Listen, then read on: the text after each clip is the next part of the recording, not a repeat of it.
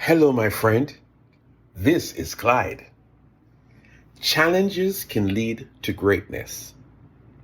Today, we're going to talk about what challenges can do to you.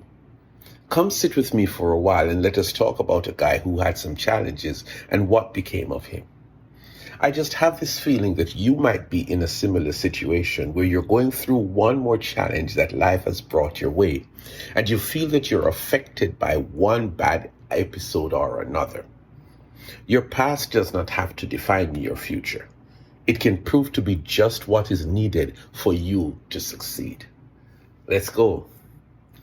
I want to talk of an ordinary guy in the Bible, Simon Peter by name, one of 12 young men in first century Palestine who came in contact with Jesus, and his life was never the same again. Peter was a fisherman from the fishing community of Galilee, and his workspace was the great lake, the Sea of Galilee. That's where Jesus found him. It started one day when Jesus needed a makeshift platform to conduct one of his seaside services, and he, Jesus, stepped into a boat nearby that happened to belong to who? Peter. After the sermon was done, Jesus told Peter, "Take the boat out to the deep area of the lake and throw the net down." Peter must have chuckled to himself, but he did what Jesus said, and they caught a trailer load of fish, unlike the failed efforts of the previous night.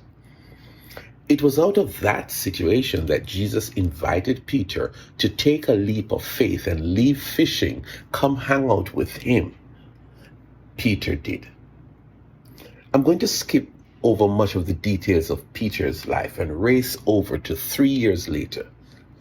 Jesus was facing his own agenda that was to culminate in his death. So here were they. Jesus said something to Peter, one of the closest disciples in the group, something that was far from comforting. "Simon, Simon, Satan has asked to sift all of you as wheat." Luke 22 and verse 31. What kind of a message is that? Coming from Jesus after he had just washed our feet, after we just witnessed the inauguration of communion, which was going to become an iconic feature of the movement that was going to be launched soon. Who wants to hear that Satan has asked to sift me and my friends like wheat? Sifting is like taking a batch of grain and placing it in a fine sieve, and the owner vigorously shakes up the grain to separate the wheat from the husk and the finer junk that comes with the grain. Is that what Satan is going to be doing to Peter and the other disciples? You will admit that sifting is not pleasant. You might have experienced some stuff that just leave you beaten up, tossed to and fro. Sifting is painful, isn't it? And it becomes even worse when it is done to you by Satan. "But I have prayed for you, Simon, that your faith may not fail, and when you have turned back, strengthen your brothers." Luke 22 and verse 32. Sifting is not what you desire, but Peter could describe it for you.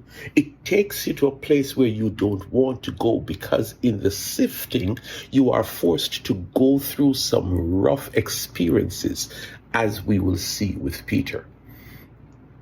Fast forward, and Jesus was arrested. Peter is hanging out or hiding in the crowd of people who were there to join in condemning Jesus to death. Jesus told Peter that before the rooster crows, just before dawn, you are going to tell people in disgust and anger and frustration that you don't know me. You know that there are times when you deny Jesus for your peace of mind or for your own protection. But tonight, to deny Jesus is to say you don't know him. And like Peter, that is not true of you. Peter denied Jesus on cue, and afterwards he wept bitterly for letting down Jesus at a time of great need. We jump over to some days after his master Jesus had come back from the dead, and the sifting goes on. They had seen Jesus at least twice, and they were convinced that Jesus was alive after being put to a horrible death. But out of disillusion and not caring anymore to do the Jesus thing, Peter went back to fishing. Mind you, he had not fished in more than 3 years. You can make sense of it, that you get to a place where serving Jesus is nothing like it was cranked up to be. Why not just walk away from this realization and go back to your previous life? But that was not to be. The hardships that you face as a Christian may possibly kill you, but they are not worth you walking away from Jesus. But Jesus, he doesn't give up on you as he didn't give up on Peter. And so Jesus will be there waiting until the sifting is over. Jesus doesn't stop the sifting. He allows it, because when you come through, things are going to be dramatically different. That day when Jesus met Peter and asked him 3 times, "Do you love me?" That was a life-changing moment. The sifting has ended, and Jesus met Peter after the last episode of sifting and appointed Peter to step into his new calling. Go feed my sheep. Go be the great apostle you were called to be over 3 years ago. You see, Peter, the days of your sifting are over, and it's time to step into your destiny. It is time to go on to be great. That is what I called you to be. Peter became Jesus' number 1 apostle in the period after Jesus had returned to heaven. The guy preached the first gospel message under the leading of the Holy Spirit.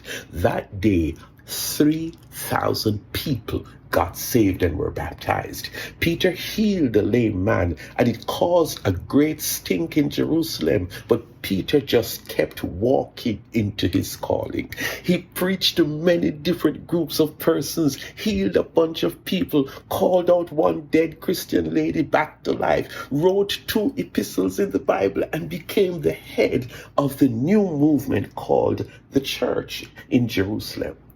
This is the Peter who survived the sifting and who stands here and says to you, "But you are a chosen generation, a royal priesthood, a holy nation, God's special possession, that you may declare the praise of him who called you out of darkness into his wonderful light. Once you were not a people, but now you are the people of God. Once you had not received mercy, but now you have received mercy." 1 Peter 2, verses 9 to 10. Rise up, my friend. Rise up from your place of sifting. Satan is the chief of sifting, but you have been called into greatness by Jesus. An exciting destiny is waiting for you. Ask Peter. He endured the challenges of the sifting, the painful sifting that almost robbed him of his future, but he found his way back to Jesus, and he became what Jesus had said of him a long time ago. Don't be afraid. From now on, you will fish for people. Luke 5 and verse 10. God bless you.